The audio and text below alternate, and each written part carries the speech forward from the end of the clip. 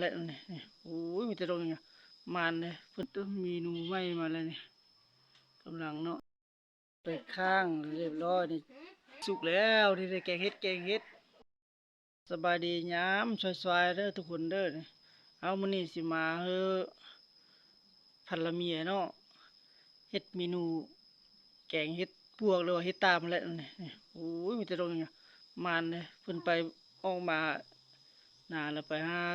เฮ็ดปวกมานเลยเนาะเนี่ยเพิ่นมันมานเนาะ มื้อนี้สิมาเฮ็ดเพิ่นว่าเฮ็ดเมนูแกงเฮ็ดปวกสู่กินหั้นนะขั้นตอนแรกๆก็คือว่านำเอาเฮ็ดปวกนี่มาขูดเอาดินออกจากตีนมันเนาะเนี่ยแล้วก็สิเอาไปแช่น้ำเกลือหรือว่าล้างอะไรเนาะเนี่ยขั้นตอนแรกก็คือมาขูดอันนี้ก่อนเนาะขูดตีนมาเฮ็ดหั้นนะขั้นตอนแรกๆนี่อู้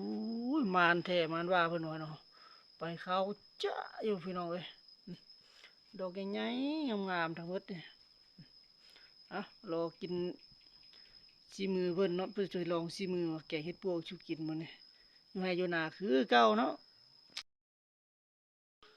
กูดตีนเฮ็ดแล้วไปตีม้อยแล้วเด้อทุกคนนี่นะกูแล้วนะขั้นตอนต่อไปคือว่าสินำเฮ็ดนี่ไปล้างแล้วก็ว่าแช่น้ำเกลือจักหน่อยเนาะเพื่อให้ดินนี่ออกเบิดเนาะตัวนี้ก็มาอยู่ในขั้นตอนที่2เพิ่นว่าเฮ็ดงานนี่ล้างเฮ็ดแช่น้ำเกลือบ่เนี่ยโอ้โหเพื่อขี้ดินคุลงโอ้เพื่อขั้น ขี้ดินปื้นขั้นตอนที่2เพิ่นว่านำเอาเห็ดมาแช่น้ำเกลือเนาะให้ดินเปื่อยก่อนจึงล้างใส่หม้อว่ะเอาไว้จักฝักหนึ่งเลยได้ทุกคนเลยเนาะนี่เลยมาล้างโอ้ยแม่นความเพิ่นเว้าเลยได้เนาะนี่แช่น้ำเกลือเฮ็ดให้ดินคุเนี่ยล้างก็ง่ายเนาะนี่โอ้ยใส่ได้สูตรใหม่แล้วเด้อทุกคนเด้อเอามาแช่น้ำเกลือก็ล้างมันสิง่ายนั่นแหละโอ้ยล้างก็ง่ายเนาะ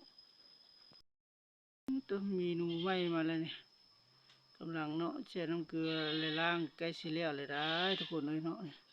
แซ่บๆเลยเนาะเนี่ยมันคิดเมนูแกงเฮ็ดเฮือเมียเฮ็ดให้กินมื้อนี่ก็อยู่ขั้นตอนการล้างนี่ก็ล้างก็ใกล้สิแล้วเลยเนาะแต่ว่าเพิ่นว่าสิมีล้างอีกรอบสองเนาะรอบนี้ยันหยังบ่ทันเกลี้ยงคักอะนะล้างอีกรอบสองให้ขี้ดินมันเบิดเนาะอย่ามันหัดเวลาเฮากินนั่นนะทุกคนเอ้ยนี่โอ้ได้หลายแล้วเพิ่นว่าเนาะอ่ะ ไปนั่งรอท่ากินเนาะรอเพิ่นเฮ็ดให้กินนี่นะภรรยาเมียเป็นผู้เป็นเจ้ามือบ่นี่เมียเป็นเจ้ามือให้เฮ็ดให้กินเอาตอนนี้ก็ล้างแล้วเลยเอามาเฮ็ดนั่นได้บ่นี่มาซีมันเป็นต้นน้อยสิให้มันไปเตะต้นน้อยสิแกงแล้วบัดนี้ทุกคนน่ะดอกใหญ่โพดละสิดอกใหญ่มาสิครึ่ง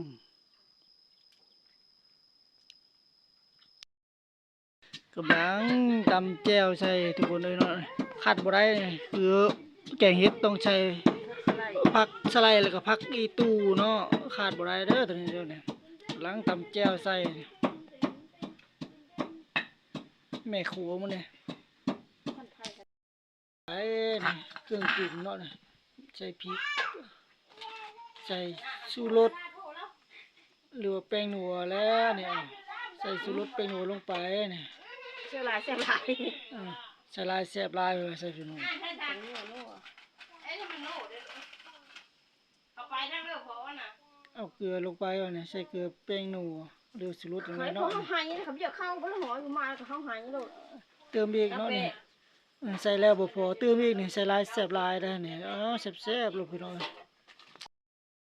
ลงไปเอาน้ำไปลายสดน้ำใส่สดน้ำเด้อทุกคนเด้อนี่สดน้ำแซ่บๆใส่ละลายเล็กน้อยนะอีกโอ้โอ้ก็เฮ็ดโยกดิใส่น้ำอีกนี่ใส่ลายแซ่บลายน้ำมันสดเนาะสุดแรกมองพวกใหญ่ไปเลยนะแปะตู้ปลาเด็กตวงปลาเด็กแซ่บๆเลยอู้ขาดบ่ได้ใส่ปลาเด็กลงไปอีกจังน้อยเนาะนี่เครื่องปรุงมันขาดบ่ได้เลยเนาะปลาเด็กนี่ไปข้างเรียบร้อยนี่